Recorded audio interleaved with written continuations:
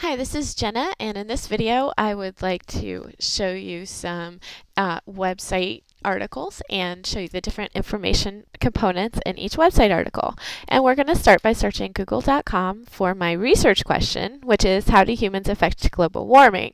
So instead of searching for the full question, I'm going to take the keywords out of my question, which are global warming. I'm going to add a wedge word, which is humans. Okay.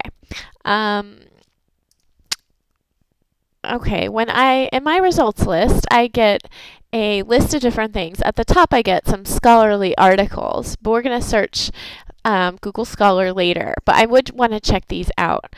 I also get a list of other articles, and since I was careful about my search terms, I'm not going to look at the title so much.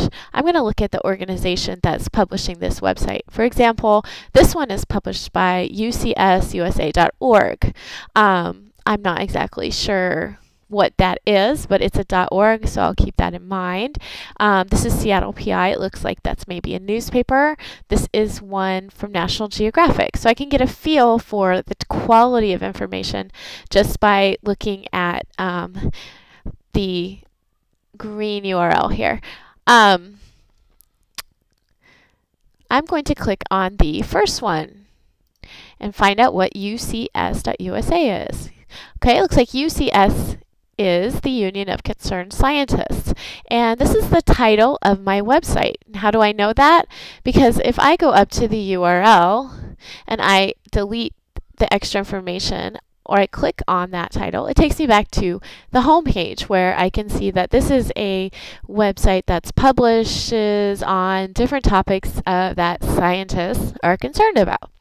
And here we see global warming in the list. So if I go back to the global warming page, I can look at this a little more. So we have the Union of Concerned Scientists, which is the title of the website.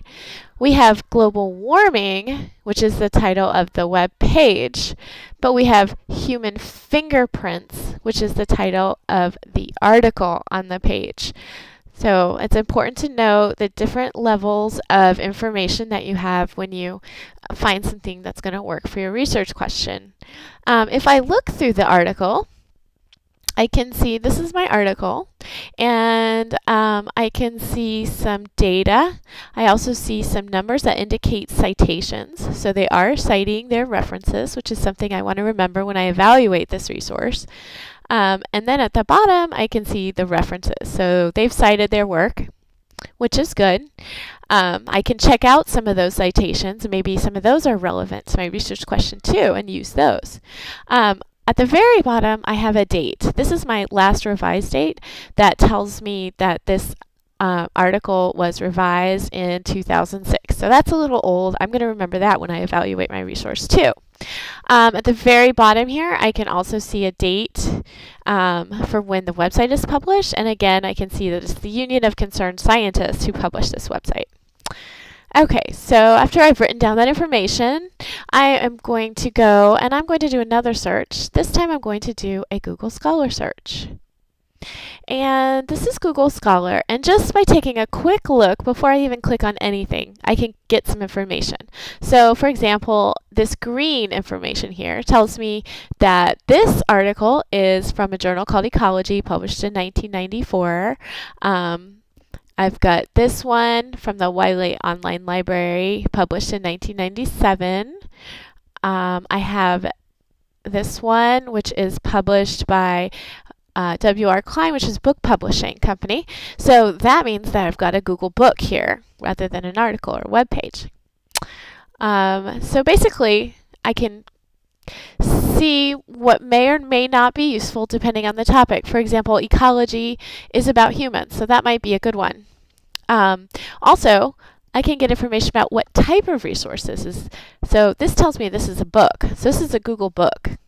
So if I'm looking for a website, that's not going to work because it's a full book. Let's see. Again, this tells me I've got a PDF. So if I'm looking for a full text article, I might want to check that out. Another way you can tell if you've got a full article is over here in this right column. It says a PDF from Kenyon, a PDF from oceanography.com, PDF from ucsb.edu.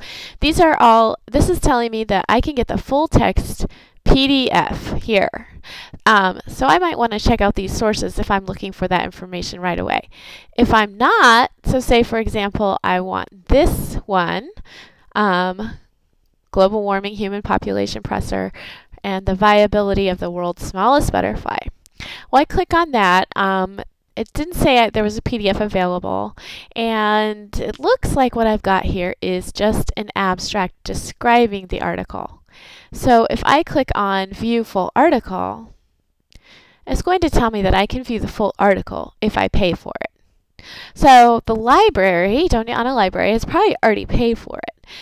So I could jot down the information about the article, which is the journal title, that it was published in Conservation Biology. It's volume 19 in issue 4, published in 2005. So I could go to the eJournal portal and look up Conservation Biology to see if any of the databases have this, and then search in 2005 for volume 19 in issue 4, and I could get the full text article there. If I was going to cite this for a paper, I would not cite the URL. I would cite the article information.